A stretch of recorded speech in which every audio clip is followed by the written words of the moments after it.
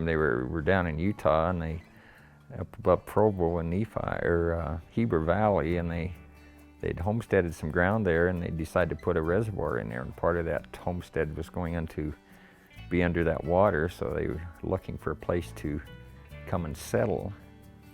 And I think Teton Valley was one of the things they'd heard about, and so they come into Teton Valley just to settle and homestead and try to figure out a way to make a living out west. Well, when we first come back, because we were away for about 10 years, and it was probably a big decision, probably the biggest decision I ever made in my life, because I'd been working for Boise Cascade Corporation for practically 10 years. I liked getting out on horses, I liked being in the mountains and sitting behind a desk. I couldn't see myself doing that the rest of my life. And so it was a big decision. It was a sacrifice for a while, but it was a good sacrifice because the things we've been able to do and come and live in Teton Valley, I'd never had that living in a city or a bigger area. It's mainly been the cattle and the dairy until Stephen and Greg and him come back, and then this is when we really decided to diversify into some other entities. You know, they wanted to come back, they kind of wanted a lifestyle of here, but we realized that the cattle and the things we're doing would not generate enough income for other individuals coming in. So we had to look out there and see what can we add, and that's when we not only added the elk, but recreation and trucking and a lot of different entities, and we're doing a lot of different things right now, but it makes it so we can live here. In the summertime, we start our trail rides, they start the 1st of June. The day rides is definitely the most popular thing that we do on the ranch. We get a lot of various people that come in that want a 1-hour ride, a 2-hour, and also a half-day ride. And this is something that they can just come in, book a couple days in advance, or even sometimes just stop by and get up into the hills and do a horseback ride and give a really nice experience for the people who have never been on horses, but also those who have been on horses that want to get up into the hills and see overlay of the valley from a different elevation. The groups that go on pack trips, most of them have been riding before. So their goal is to get back into the deeper country where we don't get on the day rides. They can get back in, spend some days. It just gets beautiful when we get back in several hours. High mountain lakes, glaciers, flowers coming up that come up in August up in the high country that are just barely blooming. So those people have usually been riding before, so they kind of know what they're getting themselves into and want that type of experience again. We summer all the horses right behind the cabins, all our riding horses, so that the guests actually see them run out every night. We get done using them and they're there in the pasture. The elk are right by the cabins, and the beef cows are actually kitty corner to the cabins. So the responses to the people is they love to see the animals, they love to see what happens, they love to watch them. And that's a lot why people come back, is because they get to see the animals and see what they do. So they enjoy having the cabins and staying right by the elk and generally all the animals that they're able to see when they're at the cabins. It's a way of life that we enjoy, but we love bringing people in, educate them, kind of show them what we do, why we do it. We do it because we love it, but we also do it because it's an essential part of life.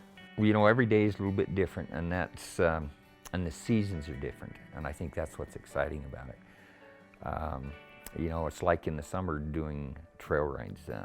It's exciting there to start with, but after 2 or 3 months, you're ready to change.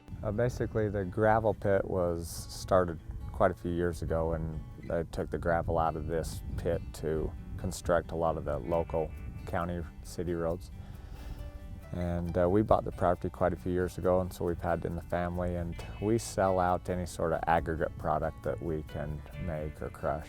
And then we also bring in concrete and asphalt waste from demolition jobs, and I'm using that to reclaim or to backfill the pit with.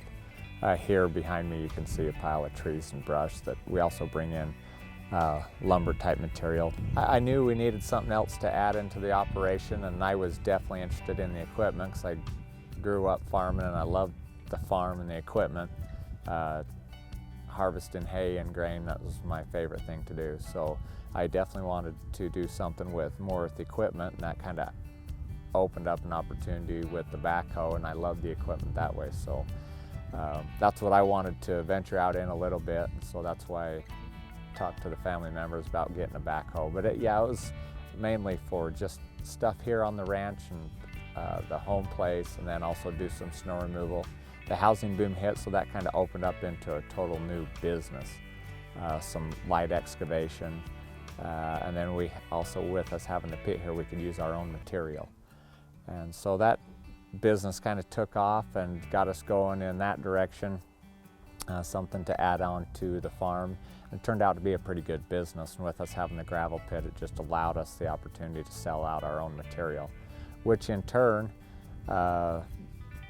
kind of evolved into a trucking business. So now I spend a lot more time trucking our own material than I do excavation. It's a fun business to be in, but like I said, it's like anything else, it's up and down. I don't think we could rely on it 100%, but it's been a good niche market for us and beneficial for the whole operation as Teton Mountain Ranch. Sometimes in Teton Valley, because of the weather here, we have to crowd, or we try to crowd so much into the summer months. And sometimes the summer can get really tense because we're not only doing the farming operation, but when you throw guests in and recreation, and then you're subject to the weather. If that hay's ready to bale, you go out and bale it. You know, you can't just shut it off at 5 o'clock at night, or say, well, I'm going to go to work at 9 o'clock in the morning. When there's something to be done, you need to jump in there and do that. Everybody pitches in and helps where needed.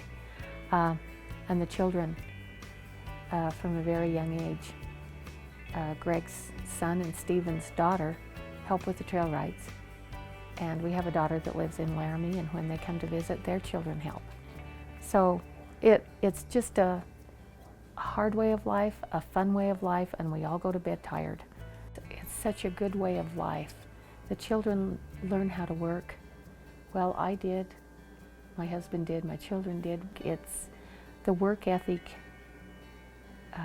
Sometimes you might think you're picked on because you have to work so hard, but when you learn those things, it stays with you the rest of your life.